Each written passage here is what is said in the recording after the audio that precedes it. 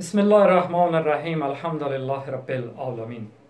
खुदा की लानत हो झूठों पर और मुफसदीन पर, दरूद बर मोहम्मद वाले मोहम्मद अलैहिस्सलाम। अस्सलामु अलैकुम वरहमतुल्लाहि वबरकातुहू। उम्मीद है कि आप तमाम साहिबान ईमान खैर व आफियत से होंगे। इज़ान गरामी कारी खलीलुर रहमान का वो क्लिप के जिसमें उसने हज़रत अब्बास अलमदार अलैहिस्सलाम की पहले तौहीन की थी, जिसका हम जवाब दे चुके हैं, और फिर अपनी अगली बात में वो क्या कहता है, पहले आप वो समाअत फरमाएं और फिर उसके बाद हमारा इल्मी जवाब समाअत फरमाएं। जी बिस्मिल्लाह। अल्लाह का अजाब पड़ा है कराची में।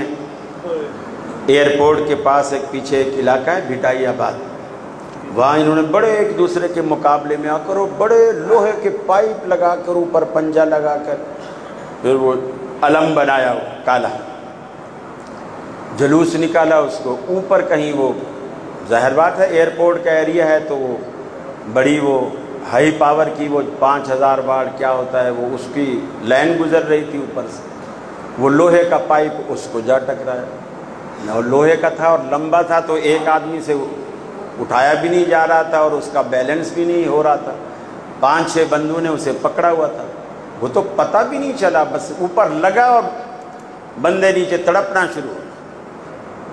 आपने शायद खबर सुनी हो, तो ये अल्लाह रब्बुल आलमीन का अजाब है। अब वो कहेंगे शहीद हो गए, अबू बकर का बुग़्ज़ दिल में रख कर कोई शहीद नहीं होता है, ज़हन में रख। जी अज़ान ग्रामी, आपने मौलाना कारी खलीलुर रहमान साहब का बयान समाअत फरमाया। क्या कह रहे हैं कि हज़रत अब्बास अलमदार अलैहिस्सलाम का जब परचम बुलंद किया तो मोमिनीन को करंट लगा और वो शहीद हो गए, और ये सब कुछ किस लिए हुआ? इसलिए कि उनके दिल में शेखैन का बुग़्ज़ था।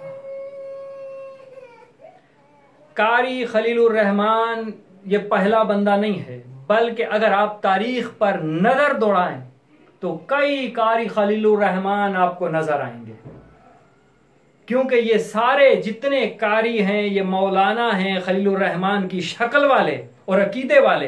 ये सारे शाम के बादशाह के ज़र खरीद हैं। जैसे अब तारीख की कुतब को उठाकर वरगर्दानी कीजिए तो किस तरह अमीरुल मोमिनीन अली इब्न अबी तालिब अलैहिस्सलातु वस्सलाम के खिलाफ प्रोपागंडा किया जाता था, और फिर उनके बाद उनके शियों के खिलाफ हमेशा प्रोपागंडा किया जाता रहा। जैसा कि नुज़हतुल मजालिस जिल्द 2 तालीफ हजरत मौलाना अब्दुर रहमान सफूरी शाफी अहले सुन्नत की मशहूर और मारूफ किताब, इस किताब के सफ़ा नंबर 381 के ऊपर लिखा हुआ है। ये भी अपने ज़माने के कारी खलीलुर रहमान की लिखी हुई है, और इसके सफ़ा नंबर 381 के ऊपर यह हिकायत है कि किसी का बयान है कि तैयबा यानी मदीने में मुजाविर था, मेरा कोई दोस्त आया और वो नहायत भूखा था। मैं उसके लिए खाना लेने के लिए निकला। मुझे राफजियों की एक जमात कुब्बा अब्बास के पास मिली। मैंने उनसे शेखैन अबू बकर और उमर की मोहब्बत के तुफैल से खाना मांगा जिसको मेरे लोग खाएं। उनमें से एक ने कहा कि हमारे साथ चल। मैं उसके हमरा एक बड़े मकान तक गया। इतने में 2 हबशी गुलाम पर नजर पड़ी। उसने उन दोनों को मेरे मारने का हुक्म दे दिया। उन्होंने मुझे सख्ती से मारा, फिर मेरी जबान कलम कर डाली। जब रात हुई तो मुझे सड़क पर फेंक दिया। रमक बराबर मुझ में जान रह गई थी। मैं हजरत नबी सल्लल्लाहु अलैहि वसल्लम की कब्र शरीफ की तरफ मुतवज्जा हुआ और मैंने आपसे अपने हाल की शिकायत की। इतने में मुझे नींद आ गई। मैं बेदार हुआ तो देखता क्या हूं कि मैं सही और सालिम हो गया हूं। जब दूसरा साल आया तो मेरे पास कुछ फकीर आए। उन्होंने मुझसे खाना मांगा। मैं कुब्बा अब्बास की तरफ मुतवज्जा हुआ। मैंने राफजियों को पाया। उनसे मैंने अबू बकर और उमर की मोहब्बत की बदौलत तलब किया।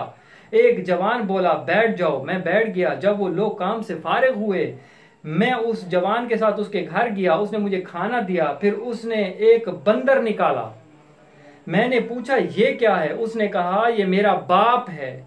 साले गुज़श्ता एक फकीर आया था, उसने अबू बकर और उमर की मोहब्बत की बदौलत उससे सवाल किया था।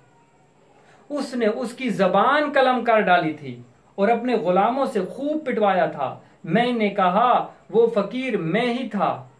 जो जवान ने कहा इस बात को मख्फी रखना, क्योंकि मैंने जाहिर किया है कि मेरे बाप का इंतकाल हो गया है और अबू बकर और उमर के बुरा कहने से मैं ताइब हो गया हूं। जी, अब पहली बात तो इसके अंदर यह है कि जबान काट दी गई और फिर वो जबान ठीक हो गई। तो हम भी कारी खलीलुर रहमान साहब आपकी जबान काटना चाहेंगे।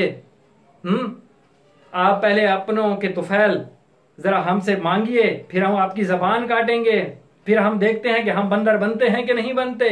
आप लोगों का झूठ और सच आज के जमाने में खुलकर आ जाएगा, मगर चूंकि आज सोशल मीडिया का जमाना है, आज कैमरे का जमाना है, इसलिए क्या कहते हैं जी वो बंदर बन गया। अच्छा, भरे मदीने में वो मशहूर और मारूफ शख्स बंदर बन जाता है, फिर उसका बेटा मशहूर करता है कि मेरा बाप मर गया, और पूरे मदीने में उसके किसी दोस्त यार किसी को खबर भी नहीं कि वो कब मरा, कैसे मरा, दफन कब हुआ, कहां हुआ, कुछ भी खबर नहीं, उसके अजीजों को भी खबर नहीं। और ये बंदा के जिसकी जबान कट जाती है, कब्र रसूल की तरफ मुतवज्जा होता है और फिर किसी को कोई खबर नहीं, इतना बड़ा।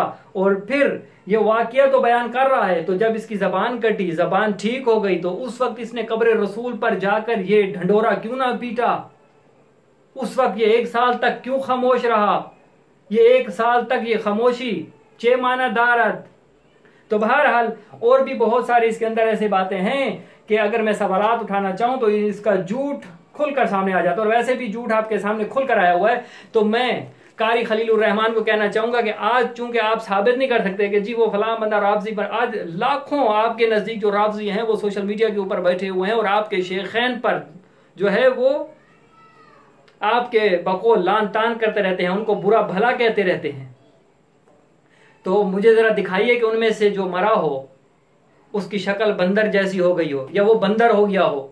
तो आज चूंकि ये कर नहीं सकते और अपने लोगों को गुमराह करने के लिए आज कह दिया कारी खलील ने, सोशल मीडिया के जमाने में करंट जो लगा तो वो शेखैन की उसमें लगा। झूठ बोलते हुए आपको शर्म नहीं आती, हया नहीं आती। इंशाअल्लाह ताला अज़ीज मेरी दुआ है और हम तमाम अहले ईमान की दुआ है खुदा से कि खुदाया कारी खलीलुर रहमान को यजीद के साथ महशूर फरमाना, उसके अब्बा के साथ महशूर फरमाना और शेखैन के साथ महशूर फरमाना। आमीन इलाही आमीन सुम्मा आमीन। इस तरह के प्रोपेगंडे से कारी साहब। फैजान करामी अपना ख्याल रखिए और इस बंदा हकीर को इजाजत दीजिए। वस्सलामु अलैकुम रहमतुल्लाहि व बरकातुहू।